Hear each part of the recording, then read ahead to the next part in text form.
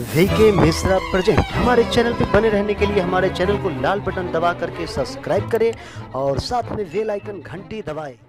वक्रतुंड महाकाय सूर्यकोटि समप्रभा निर्विघ्नं कुरु मे देव सर्वकार्येषु सर्वदा।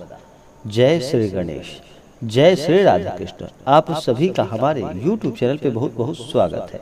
यूं ही ज्ञानवर्धक जानकारियाँ प्राप्त करने के लिए हमारे इस चैनल को लाल बटन दबा करके सब्सक्राइब करें, साथ में बेल आइकन घंटी दबाएं ताकि मेरे वीडियो का नोटिफिकेशन आपके पास सबसे पहले पहुंचे।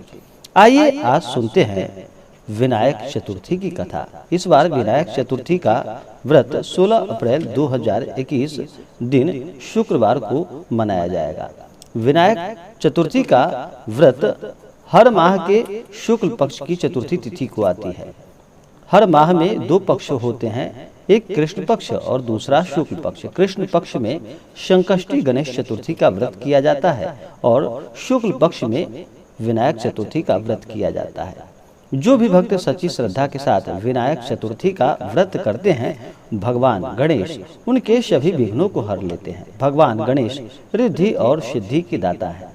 भगवान गणेश का जो भी भक्त सच्ची श्रद्धा के साथ व्रत पूजन और उनका कथा श्रवण करते हैं, भगवान गणेश उन पे अपना असीम अनुकंपा बनाए रखते हैं और भगवान गणेश की कृपा से उनके सभी कार्य सिद्ध होते हैं। तो आइए सुनते हैं विनायक चतुर्थी की कथा। हरि अनंत हरि कथा अनंता। भगवान की अनेक कथाएं हैं, तो आइए सुनते हैं इसमें से एक कथा।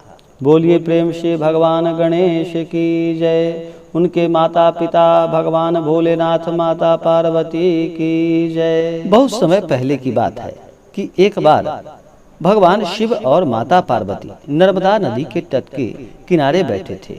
वहां माता पार्वती ने भगवान शिव से कुछ समय व्यतीत करने के लिए चौपर खेलने को कहा। भगवान भोलेनाथ चौपर खेलने के लिए तैयार हो गए, परंतु इस खेल में आखिर हार जीत का फैसला कौन करता, यह प्रश्न उनके समक्ष उपस्थित हुआ। तो भगवान भोलेनाथ ने कुछ दिन के एकत्रित कर उसका एक पुतला बनाकर उसकी प्राण प्रतिष्ठा कर दी और पुतले से कहा कि बेटा, हम चौपड़ खेलना चाहते हैं, परंतु हमारी हार जीत का फैसला करने वाला कोई नहीं, इसलिए तुम बताना कि हम दोनों में से आखिर कौन हारा और कौन जीता। उसके बाद भगवान भोलेनाथ और माता पार्वती चौपड़ खेलने लगे। यह खेल करीब 3 बार खेला गया और संयोग से तीनों बार माता पार्वती ही जीत गईं। खेल समाप्त होने के बाद बालक से हार और जीत का फैसला करने के लिए कहा गया। तो उस बालक ने भगवान भोलेनाथ को विजयी बताया।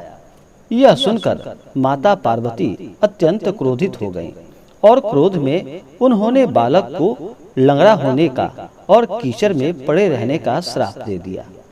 बालक ने माता पार्वती से माफी मांगी और कहा कि यह मुझसे अज्ञानतावश ऐसा हो गया है, मैंने किसी द्वेष भाव से ऐसा नहीं किया। बालक द्वारा क्षमा मांगने पर माता ने कहा कि यहाँ गणेश पूजन के लिए नाग कन्याएं आएंगी। उनके कहे अनुसार तुम गणेश चतुर्थी का व्रत करना, ऐसा करने से तुम मुझे प्राप्त कर सकोगे। यह कहकर माता पार्वती शिव के साथ कैलाश पर्वत को चली गईं। 1 वर्ष बाद उस स्थान पर नाग कन्याएं आई। तब नाग कन्याओं से श्री गणेश के व्रत की विधि मालूम करके उस बालक ने 21 दिनों तक लगातार भगवान गणेश का व्रत किया। उसकी श्रद्धा से भगवान गणेश अत्यंत प्रसन्न हुए। उन्होंने बालक को मनवांछित फल मांगने के लिए कहा। उस पर बालक ने कहा कि हे विनायक, हे रिद्धि सिद्धि के दाता, हे प्रथम पूज्य गणेश, मुझ में इतनी शक्ति आप प्रदान कीजिए कि मैं अपने पैरों पे चलकर अपने माता पिता के साथ कैलाश पर्वत जा सकूं और वहां पहुंच सकूं और वे यह देख मुझसे प्रसन्न हो जाएं। तब बालक को वरदान देकर भगवान गणेश जी वहां से अंतर्ध्यान हो गए। इसके बाद वह बालक कैलाश पर्वत पर चल पड़ा और कैलाश पर्वत पर पहुंचने की अपनी कथा उसने भगवान भोलेनाथ और माता पार्वती को बताई। चौपड़ वाले दिन से माता पार्वती भगवान शिव जी से विमुख हो चुकी थी। अतः देवी के रुष्ट होने पर भगवान शिव ने भी बालक के बताए अनुसार 21 दिनों तक श्री गणेश का व्रत किया। इस व्रत के प्रभाव से माता पार्वती के मन में भगवान भोलेनाथ के लिए जो नाराजगी थी वह समाप्त हो गई। तब यह व्रत विधि भगवान शंकर ने माता पार्वती को बताई। यह सुनकर माता पार्वती के मन में भी अपने पुत्र भगवान कार्तिकेय से मिलने की इच्छा जागृत हुई। तब माता पार्वती ने भी 21 दिनों तक श्री गणेश का व्रत किया तथा दुर्वा, फूल और लड्डुओं से गणेश जी का पूजन किया, उनकी प्रार्थना की। व्रत के 21वें दिन कार्तिकेय भगवान स्वयं माता पार्वती से मिलने आ पहुँचे। उस दिन से श्री गणेश चतुर्थी का यह व्रत समस्त मनोकामनाओं की पूर्ति करने वाला व्रत माना जाता है। इस व्रत को करने से मनुष्य के सारे दुख और कष्ट दूर होकर मनुष्य को समस्त सुख और सुविधा की प्राप्ति होती है और भगवान गणेश की कृपा से उनके सभी कार्य सिद्ध होते हैं। तो बोलिए प्रेम से भगवान गणेश की जय, माता पार्वती की जय, भगवान भोलेनाथ की जय। विनायक चतुर्थी का व्रत करने वाले को इस दिन नियम और निष्ठा का पालन करना चाहिए।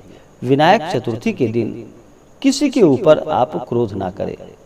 मन में हमेशा ओम श्री गंग गणपतये नमः इस मंत्र का जप करते रहें। महिलाओं का सदा सम्मान करें, अपने से बड़े और बुजुर्गों का आदर सम्मान करें, बच्चों को प्यार दुलार दें और दिन भर व्रत उपवास रहें और भगवान गणेश का सच्ची श्रद्धा के साथ व्रत और पूजन करें। विनायक चतुर्थी का व्रत करने वाले को इस दिन ब्रह्म मुहूर्त में उठ करके अपने सभी नित्य क्रियाओं से निवृत्त होकर के गंगा नदी या घर के जल में ही थोड़ा सा गंगा जल मिला करके स्नान करना चाहिए। फिर शुद्ध वस्त्र धारण करके मन में संकल्प लेना चाहिए कि हे भगवान गणेश, हे रिद्धि सिद्धि के दाता, हे विघ्न विनाशक, आज मैं आपके गणेश चतुर्थी का व्रत करने जा रहा हूँ, आप हमें आशीर्वाद प्रदान करें। इस प्रकार प्रार्थना करें। आपके मन में जो भी इच्छा हो, जो भी कामना हो, वह भगवान गणेश से कहें।